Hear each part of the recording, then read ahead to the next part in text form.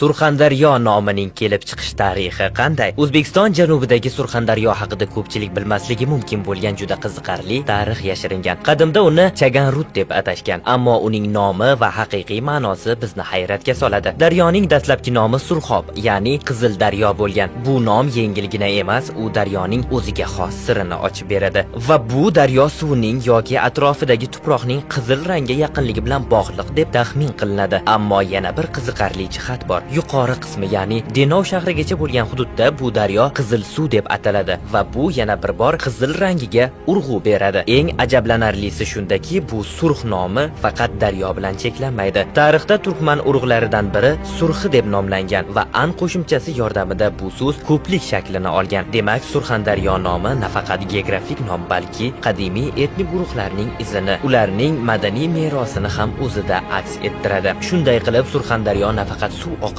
balki tarix va madaniyat oqimini ham ifodalaydi. Har bir tosh, har bir so'qmoqda yashiringan qizil sir bu daryoni nafaqat geografik obyekt, balki mo'jizalar manbaiga aylantiradi.